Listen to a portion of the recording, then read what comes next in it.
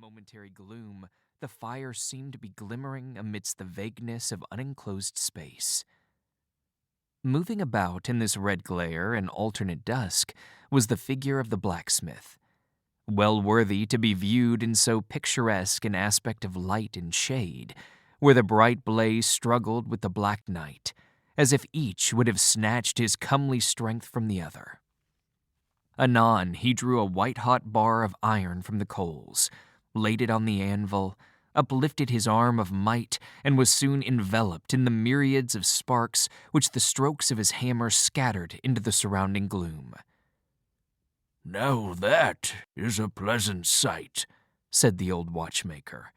"I know what it is to work in gold, but give me the worker in iron after all is said and done. He spends his labor upon a reality. What say you, daughter Annie?"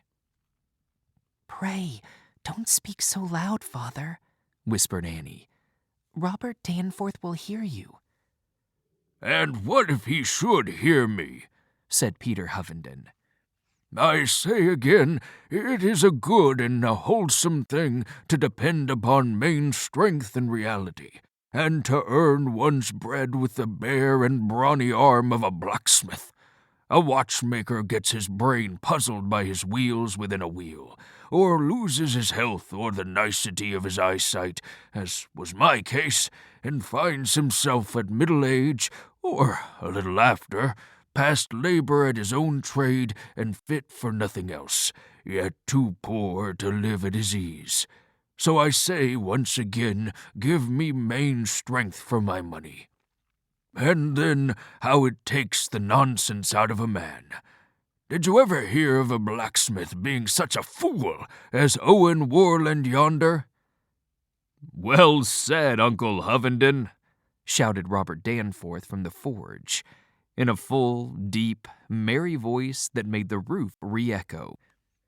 "And what says Miss Annie to that doctrine?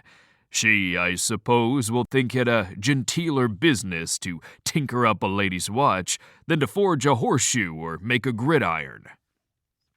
Annie drew her father onward without giving him time for reply. But we must return to Owen Warland's shop and spend more meditation upon his history and character than either Peter Hovenden, or probably his daughter Annie, or Owen's old schoolfellow Robert Danforth would have thought due to so slight a subject.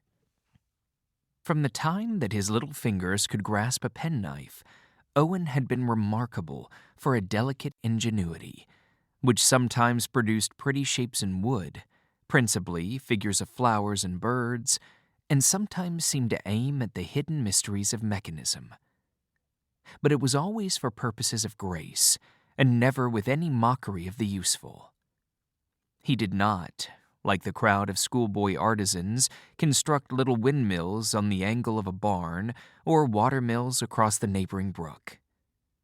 Those who discovered such peculiarity in the boy as to think it worth their while to observe him closely sometimes saw reason to suppose that he was attempting to imitate the beautiful movements of nature as exemplified in the flight of birds or the activity of little animals. It seemed, in fact, a new development of the love of the beautiful, such as might have made him a poet, a painter, or a sculptor, and which was as completely refined from all utilitarian coarseness as it could have been in either of the fine arts. He looked with singular distaste at the stiff and regular processes of ordinary machinery. Being once carried to see a steam engine, in the expectation that his intuitive comprehension of mechanical principles would be gratified, he turned pale and grew sick, as if something monstrous and unnatural had been presented to him. This horror was partly owing to the size and terrible energy of the iron laborer. For the character of Owen's mind was microscopic, and tended naturally to the minute, in accordance with his diminutive frame and the marvelous smallness and delicate power of his fingers. Not that his sense of beauty was thereby diminished into a sense of pettiness. The beautiful idea has no relation to size, and may be as perfectly developed in a space too minute for any but microscopic investigation.